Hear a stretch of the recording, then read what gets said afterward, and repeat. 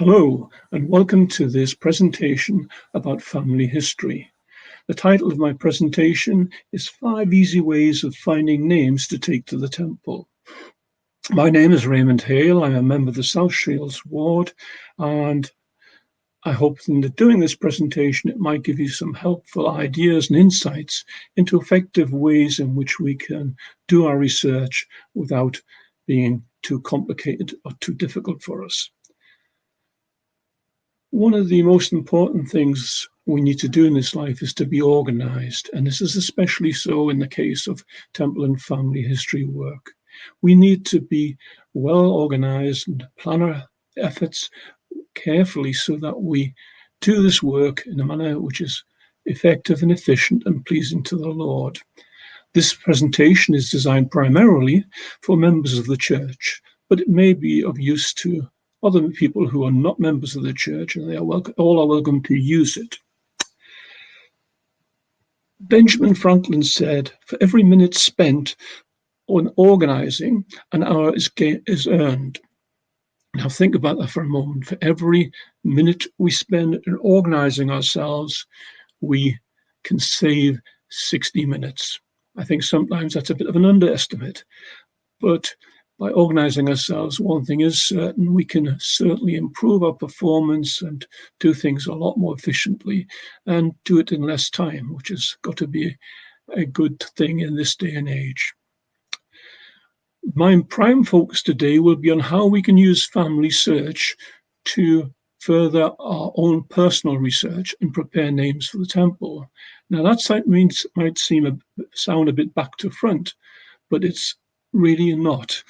So we normally talk about temple and family history work, but normally family history research comes before the temple activity. Today, I want to show us how these two can work hand in hand with each other. That is our personal research and family search to find names and then prepare them for the temple. The first thing we need to do is to turn to family search. If we do that, we come to the home page, which you should be able to see now on your monitor. And it gives us a few options there. If we already have a family search account, we can simply sign in by using the little tab at the top here, which says sign in. If we haven't, then we need to create an account. We can create an account by clicking the button next to sign in or by creating a free account tab further down. To create a free account, all we need to do then is click on this button.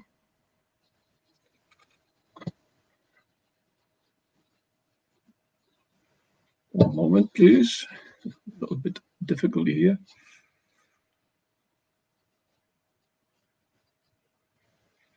Right, so we click on create a free account. It will come up with a screen like this, create a free account. The computer will then prompt you to enter your personal details, your first name, your last name, your date of birth, your sex, and then if you're a member of the Church of Jesus Christ of Latter-day Saints, you should tick that box to indicate that is the case. If you do not tick that box, then your access to some parts of family search will be restricted. When you've done that, you click on continue. You'll then be prompted for your membership number. Your membership number appears on the back of your temple recommend if you have one.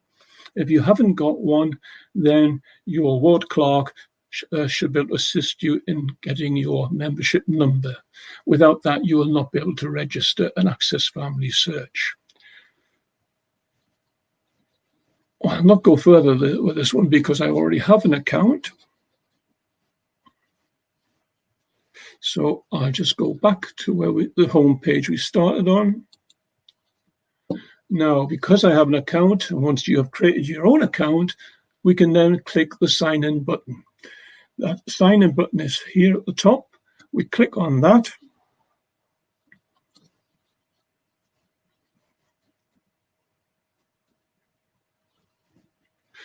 And family search is running a bit slow today. Now it will then prompt you for your username and password, Please be sure when you register for an account that you record carefully your password, your username and password. Without them, you won't be able to get in. In my case, I have an application which locks me in automatically, so I don't need to go through that process. Right, when you do so, you'll come to your personalized home screen.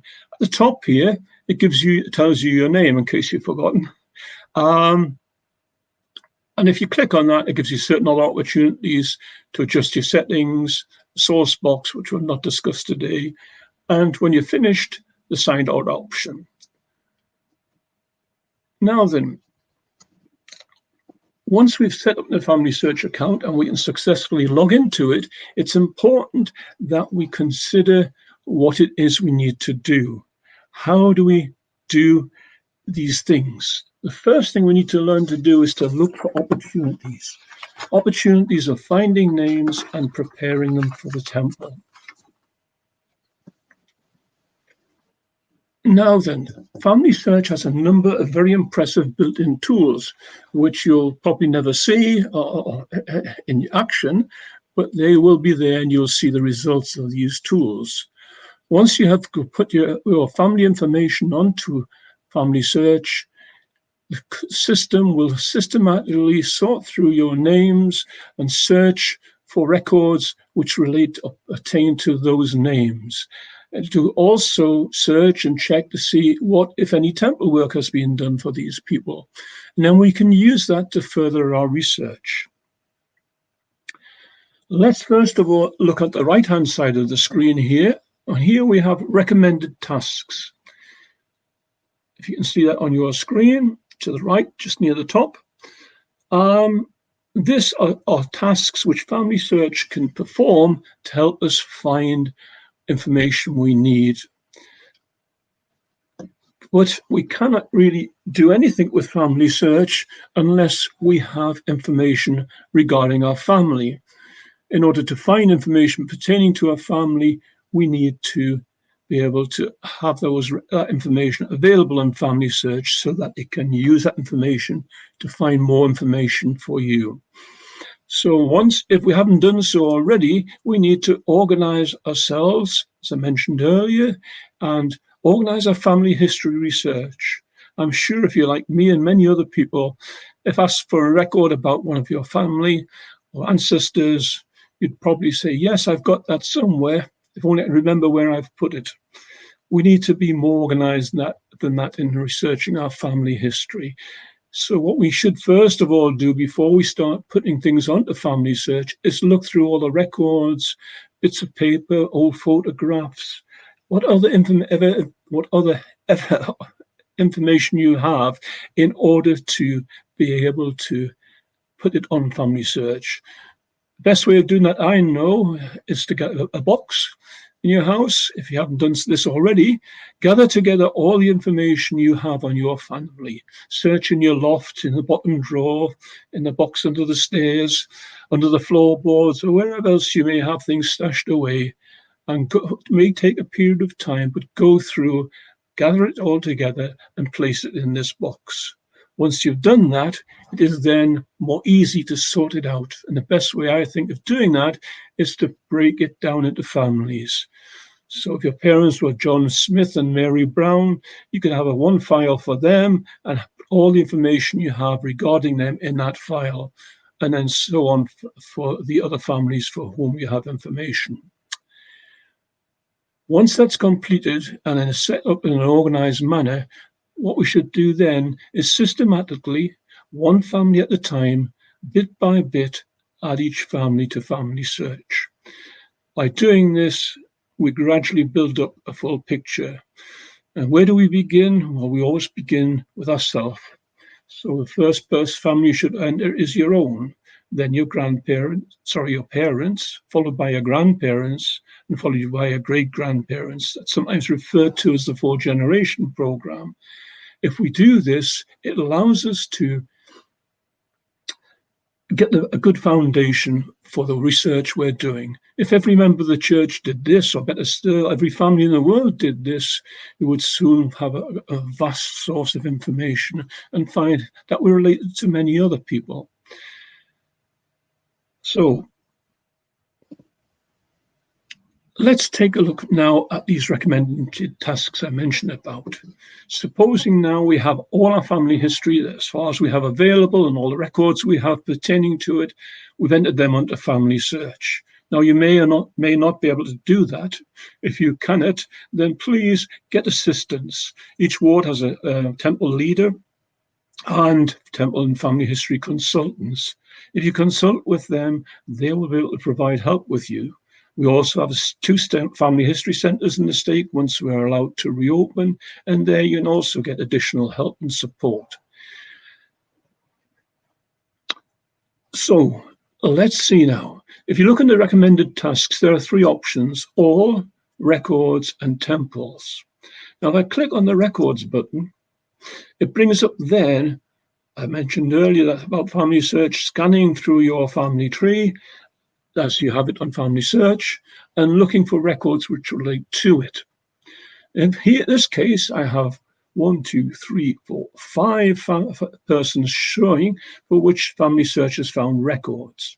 Now then, if you look to the first one in this list, it's Emily Lydia Flower, one of my ancestors. To the right of there is a blue icon. This blue icon tells us that there is a record, at least one or more records have been found relating to that person. To see those records, we simply click on the blue icon. In this case, it tells us that we have they have a baptism or christening record for Emily Lydia Garrett Flower. We click on the arrow to the right of there. It gives us a more detailed summary. And then if we want to look at that, we click the review button here. Click on the review button.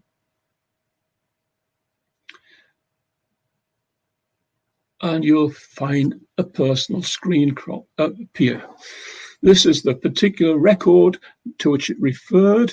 And if we look on here, we can see we've got the person's name, years from birth to death, date of birth, date of death, name of the spouse, names of the parents. And then underneath that, it gives us all the information that's available, which is very useful. This can be very helpful if we want to find more information out. Then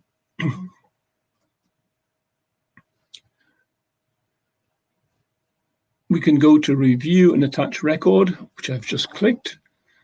And it allows us then to attach historical records to family tree. Family tree in this case being your personal family tree.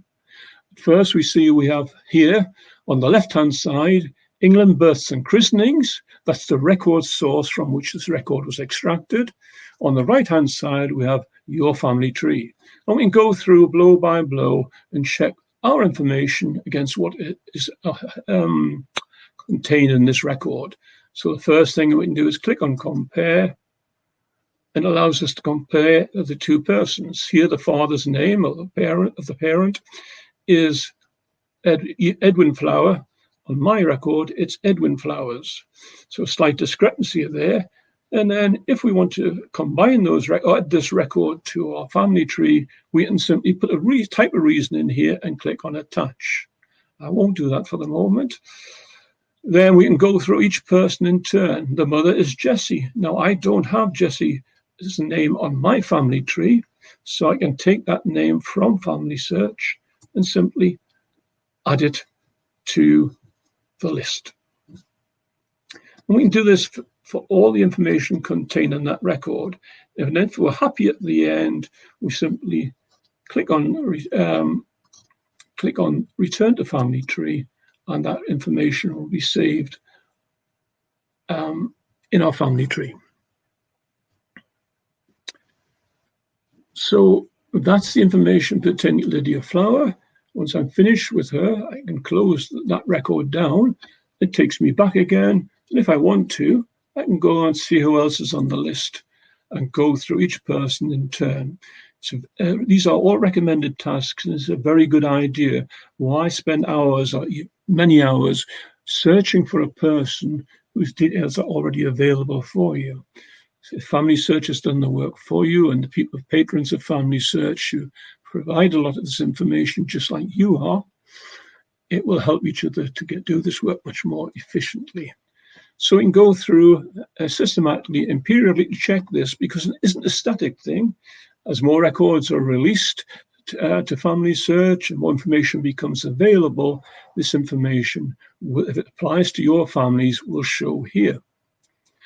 The other thing we can do, which I don't want to spend too much time on today, is also look at the temple side of things. So we click on the temple button under recommended tasks. We can then get a list of people, just as we did before. But in this case, it's people for whom temple ordinance work can be performed. So the first person, there's a number of people on here. The one I wanted to show you is Thomas Dockey. Now, although it's temple, this does help with family history research. So we click on Thomas Dockey, a box pops up and gives us the basics, details from that record. And also on this box, it tells us what ordinances have been performed. Now, if you're not familiar with these, a grey box means the work has been done. Blue means the work is available to be done, but not quite ready. Green work means it hasn't been done. I think I've got that wrong. Actually, blue work, it means done. If we're not sure, we can click on a letter. Yeah, and blue really means the name has been reserved by someone else. One moment, please. Right. So as we go through this list, we can look at each person in turn. To get more information, if I wanted to show you Thomas Dockey, I can click on Thomas Dockey's name. And then in the box at the bottom, you've got two buttons there, person.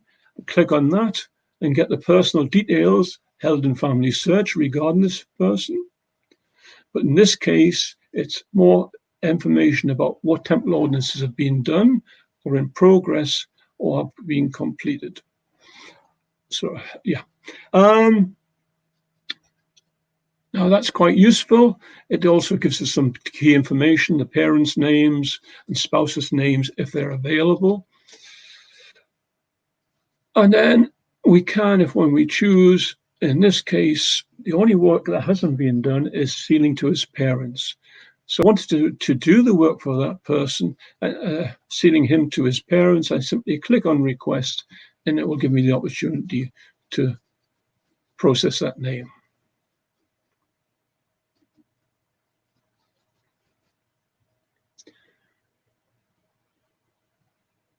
So now we've learned two things. We learned that we can go into records and get a list of all the names of people who appear on our tree for whom Family Search has found further records. It may be an occasion that the records you already have, but often it's not the case, and it can really help your research. Well, alternatively, we can select temple and find out all the people for whom temple ordinances may be performed, and if we want to, we can reserve those ordinances. The other third box, which I don't want to really go into much today, is all. All simply gives you all the information that's available. It uses icons. A green icon means that there's temple ordinance work available to be done. A blue icon means that there is more information available on that person.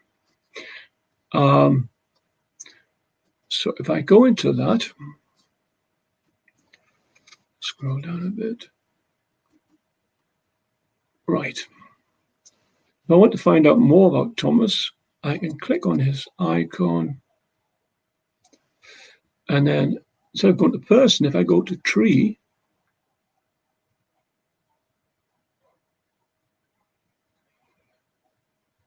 right, there's various ways of looking at this. I'll just change the view to the landscape. This gives us a typical view, which many of you are probably familiar with. This is a landscape version of pedigree charts where the names go backwards horizontally. Now, if we look here at Thomas Dockey, I put his name on some time ago. I have his date of birth, his date of death, his date of marriage, and the name of his wife, who's my great aunt. If I click on the children button, it will show me the children of that from that family relationship. and what information is available there. Now, Ida Hobbs is my great aunt, and Thomas Dockey is my great uncle by marriage, but I don't know much about him. Now, here's where family search can help you a lot. If we scroll up a bit here, on the top above Thomas Dockey's name, we see Thomas Dockey, his father, and Sarah Barnes, his mother. Now, I didn't have much information about that, but somebody else somewhere in the world has been researching that line and has added it to my tree. And if I click on children, I can see what children are recorded. And then it goes and so on. We can go back as far as there's information available and go to Thomas's grandparents, Joseph Dockey and Anne Dockey. And in this case, you'll see that there is information available for Joseph Dockey. The temple ordinances are available as well. And then we can go further on. If records are available, we scroll across, we'll see that unfortunately there isn't. So that's as far back as the information goes on family search, which means if we want to research that line, we need to focus in on these people and go further back. One thing I haven't told you yet is if you look in the boxes alongside each of these people, you'll see a purple symbol as well. Now, if you click on the button at the top, Options, it tells you what all the symbols or icons mean. A green icon means temple ordinances are available. Yellow means that it is available but needs more information before temple ordinance work can be done. Blue means it's in progress. If there's nothing there, then the work has been done. Underneath that, we have the definition of the other icons you'll come across. Blue means the record hints are available for us. Purple means there are research suggestions. I'll come back to that in a moment, which can help us in our research. If you get a red icon with an exclamation mark, that means there are some problems with your data which need to be resolved. An icon of a head and shoulders means that portraits or pictures available of that person which can be looked at. And if there's more than one marriage, or marriage details are available with 2 interlocking circles. All right, if we come back to Thomas Dockey now, let's have a look at this purple icon. It contains research suggestions. In this case, it's quite simple. There's only one, and it says possible missing child. Now, what does it mean by that? Well, what family search does is it looks at the family, the number of children they've had, the length of time they've been married, the gap in years between each of the children, and tries to determine if there are other possibilities of children existing. If we're not sure what that is, we can click on possible missing child. It comes, the last child was born 3 or more years before the mother turned 40. Children are unlikely to be born much after the age of 40. So it's suggesting that you might want to look further and do further research to see if you can identify if other children existed, which could be added to the family. Okay, hopefully that's reasonably clear. Let's go back now to our home screen and do that by clicking on the family search icon.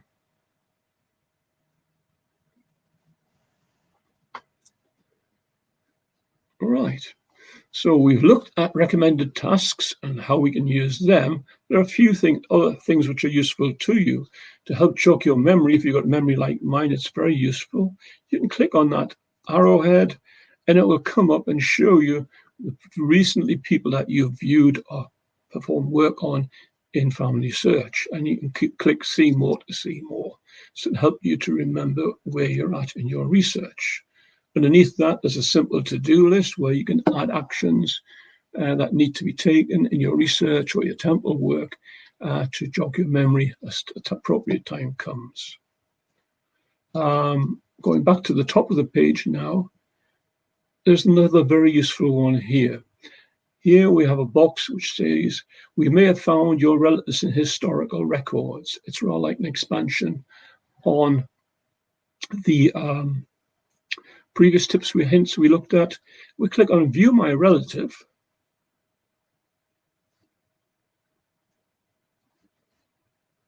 we can review these records and determine if they belong to our family tree, or are they just somebody with the same name. Now here we are. Jane Payne is one of my relatives. I click on Review Record. We'll bring that particular record up on the screen and show us the information they have on file about that, and where microfilm images of the record are available, it will show a picture of that, a representation of that document. If we click on that document, it will open up the document.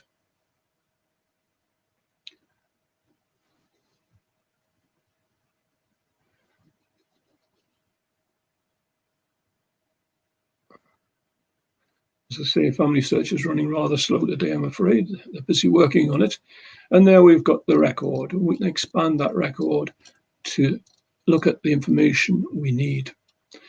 If the image has been indexed through indexing, then underneath there will be a list of all the people that appear on that record, through which we can scroll. If we want to know the information, the source of where this information came from, if we click information, it gives us a source citation telling us where that information came from, so we can refer to it. And citing your sources is so very important in Family Search. If we don't do it, it makes life very difficult and can be very embarrassing if someone comes along and asks us where we got that information from, and we stand there scratching our heads for having forgotten it. Right.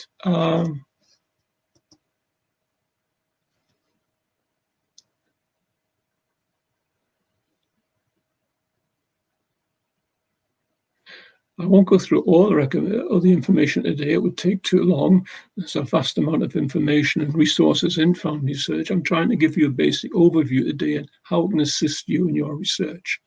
One other thing I like is the images side of things. We have a facility in Family Search. If you look at the top here, one is called Memories. People can add memories, and that can be anything. It can be birth certificates, marriage certificates, wills, family documents, pictures, memorabilia. All of these sort of things can be added to memories. And the beauty of this is it allows other people anywhere in the world who have access to Family Search to be able to use this information to further their research. Just to show you an example, here's one of my families, the Craig family, who originated in North Shields and then later went to Australia. And here we have information for Robert Craig.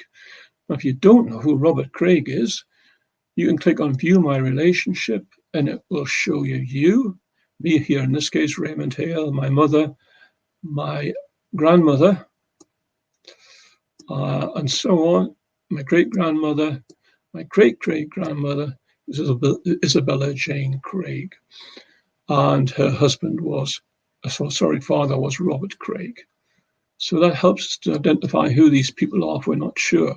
And then what we can do is go down and look at these pictures. In this instance, it's a great picture of the Craig family grave in St. John's Cemetery, Parramatta in Australia. Here's a picture of the grave itself. If we scroll down a bit more, there's a picture of the other side of the grave. And then we have a close-up shot, which you can zoom in on and expand. It can save you for your own records. And it gives us the information which is inscribed on the headstone of that grave. And that will prove to be a very valuable source in my research. And there may be other things there as well. Further down, I've got a marriage certificate for one of the Australian families. And then some family photographs, very old ones, from family members in Australia many years ago. So all in all, I hope I haven't gone through this too quickly for you or covered too much. It is available on video, so you can replay it at leisure and extract any help you want. If you want any further help or information, please see your ward family history, Temple and Family History consultants, or your ward Temple and Family History leader. The question is now, what do we do with all this information now that we have it? The important thing is that we sort through it we'd identify which records relate to our family and attach those records to our family. So we then have a permanent record of what we have found. And because it's an ancestral file, anybody in the world who's looking for those people will have access to that same information. And that's a wonderful tool. It's not you providing help to others, but also others helping you in your research if they're researching the same lines. Right, so what do we need to do with the information? One of the most important things we should do is check the information for accuracy. By that I mean, does the information the record contains make sense? You will see some funny things on ancestral file occasionally, such as a child being born 100 years before the parents were married. The basic logic should tell us that that's not possible. But sometimes people hit the wrong key when they're typing dates, whatever, and if they don't check it, you'll get some silly results. So check for accuracy. Does the information make sense? If it doesn't make sense, then there's probably something wrong. Does it feel right? Now, as church members, we're never alone in our research. We're members of the Lord's church. He has given us this divine commission to do this work for us, kindred dead, in the great plan of exaltation. If we seek the Lord humbly in prayer, I testify that he will bless us. He will give us the help, the strength, and the guidance that we need to find the records for our kindred dead, if that record exists anywhere on this earth. I'm sure many people like myself have had such experiences where you've come to the end of the road, you don't know where to go, you turn to prayer, and then the windows of heaven open and the information is provided for you. I know that this works, but the Lord expects us to do our part in order to find it. One of the important things to consider with information we find is, does that information agree with the information we have, or does it conflict with it? If it agrees with our information, then great. Probability is that both records are right, or at least partially right. If it doesn't, if there's a conflict between the two, one says he was born in North Shields, another says he was born in Jarrow, then we have a conflict. And we need to be careful to avoid duplication of temple work to ensure that any such conflicts are fully resolved before we submit names to the temple. As you progress in your research and family search, you'll see many occasions where names have been duplicated because various individuals in different parts of the world have done their research, but in the process of doing it, they haven't checked that the work hasn't been duplicated by somebody else. And I've seen up to 10 records for the same family with different names, different dates, different places perhaps, but all the same people, and the work is being done 10 times. What a waste of sacred time. That time could have been much better spent in providing sacred ordinances for other members of our family who need that work doing for them. So please be careful. There's opportunity on family search. When you're looking at your family tree, you will see that it gives you warnings if it thinks there are duplicates. If there are, please check them carefully, because it may be there's 6 records available and they're all slightly different. That one or more of those records, the person has done the work for that family, and it's pointless you duplicating that effort. The other thing we can do with the information is to check for temple opportunities. If we check our tree for opportunities, you will see on our tree, just show you one here.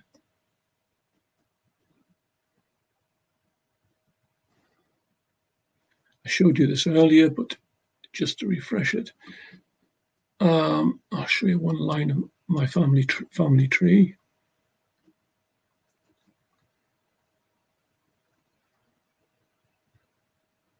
Right.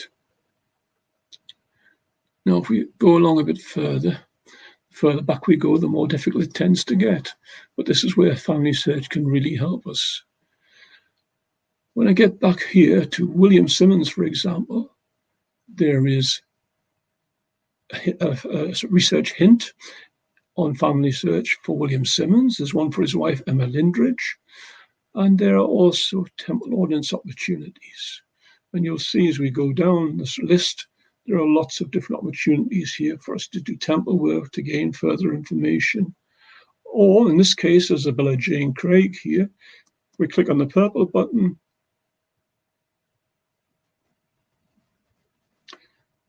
It will come up with a box, research suggestion. It says person may have another spouse. That means Family Search has some information which suggests that apart from being married to William Hall Hudspeth, she may have remarried at some other point in her life. I know for a fact that that is not the case, but it is a suggestion and one we should bear in mind and check out in our research. So, and one important thing with regard to temple work is always to remember the 110-year rule.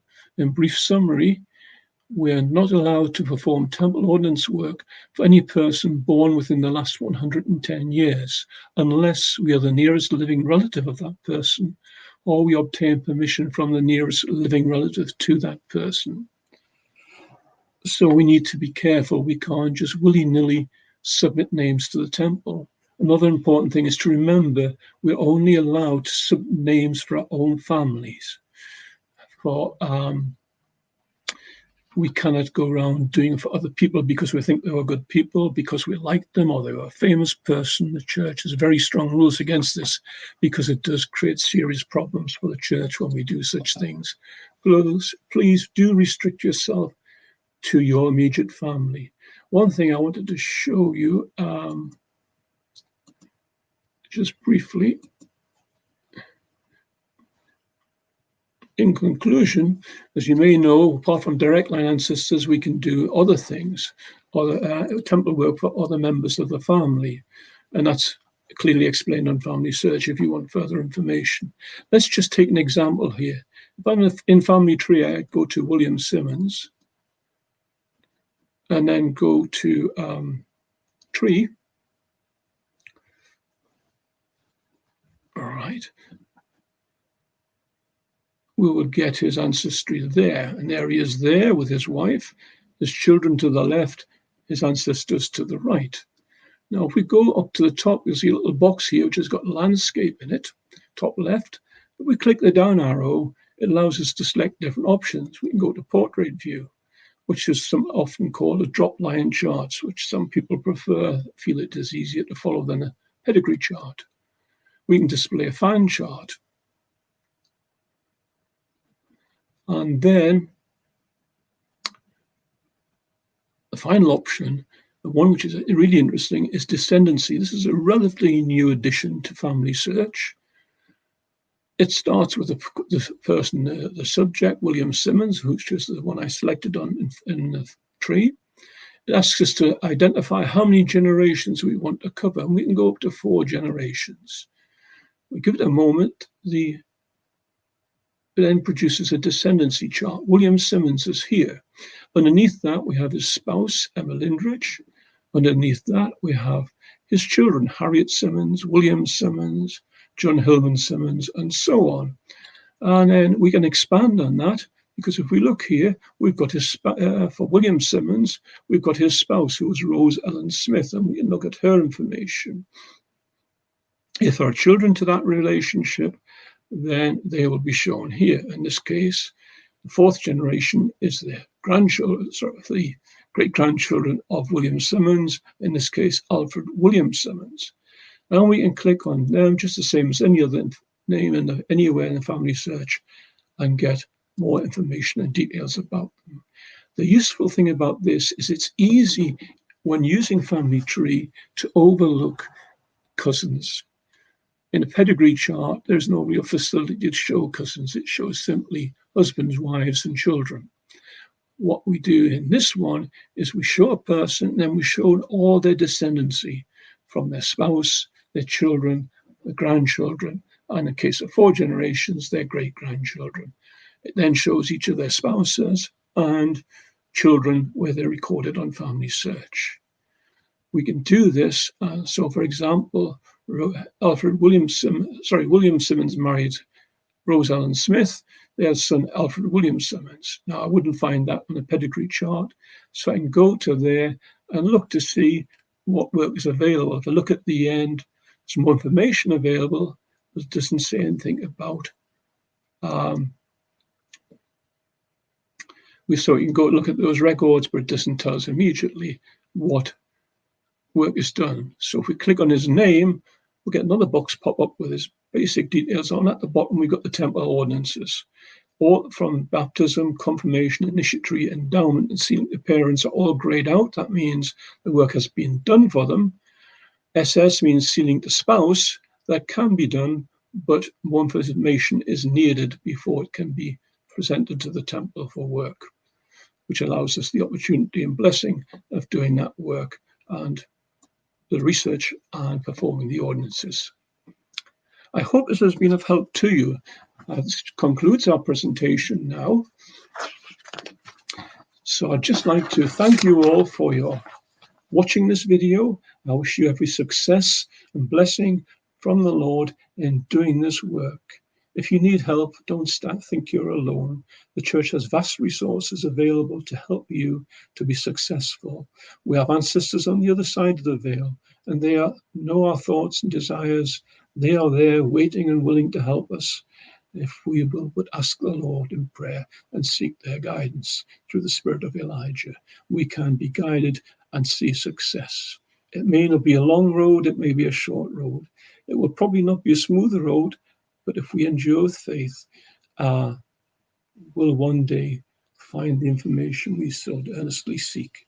The important thing, I think, in this research process is to consider your ancestry in family search. Once you've done that, look at the information that you have available, and as you ponder these and pray about them, pick a family you feel wants that work doing, and then focus on that family until the work for that family is completed. Then progress line by line, step by step, onto the next family, and so on. If you do this in a systematic way, I promise you, you'll be very organized, you will see much greater success, and you will be guided to the answers you seek. I wish you every happiness and success in this work. I leave these thoughts with you now in the name of Jesus Christ. Amen.